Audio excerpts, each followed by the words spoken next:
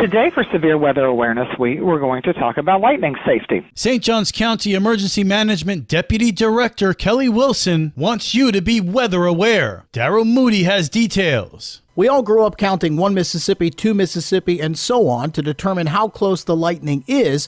Kelly Wilson says the distance really doesn't matter. If you hear thunder, you can be struck by lightning.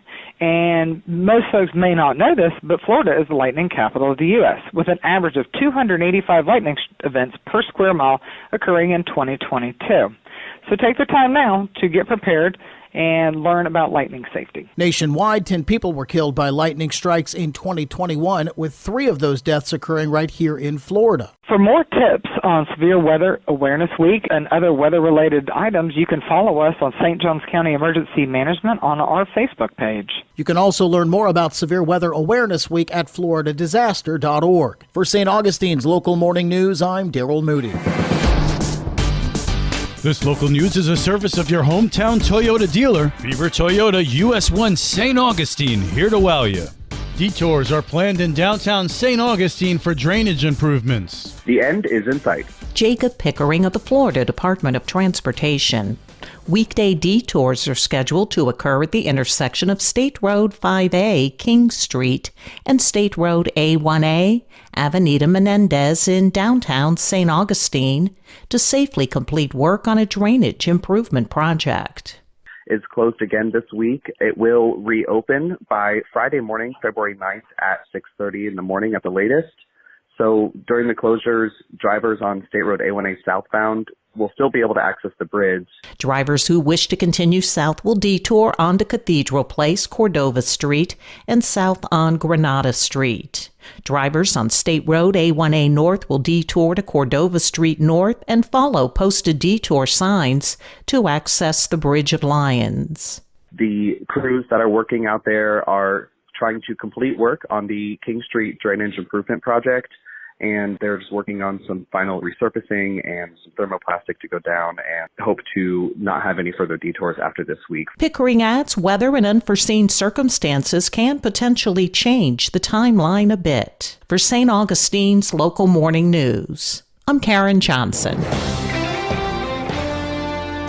For a preview of today's St. Johns County Board of Commissioners meeting, Liz Ryan spoke to Public Affairs Director Wayne Larson. Meetings open with an invocation, the Pledge of Allegiance, and that's usually followed by proclamations. Today, they'll recognize February as Black History Month. Wayne Larson tells us what else is on the agenda. We will have 2 updates that the public should find very interesting. One is our monthly public infrastructure update. This public infrastructure update will focus in on all of the investments we are making in the Hastings community area.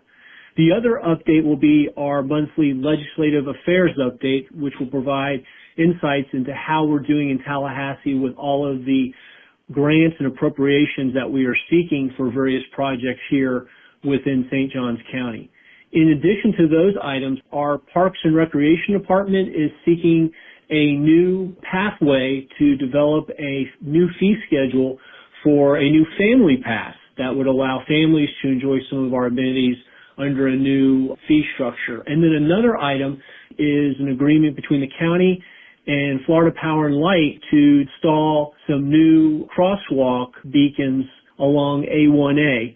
Also, on the consent agenda is a separation agreement between the county and County Attorney David Miggott. This comes as legal issues have been plaguing the County Commission. In December, the Commission voted to publicly censure Commissioner Krista Joseph, and they voted to have Miggott hire an outside law firm to investigate her. In response, Joseph filed a lawsuit against the commissioners. No word on whether this awkward position caused Miggott to resign. The meeting begins at 9 a.m. on San Sebastian View and is open to the public. For St. Augustine's Local Morning News, I'm Liz Ryan.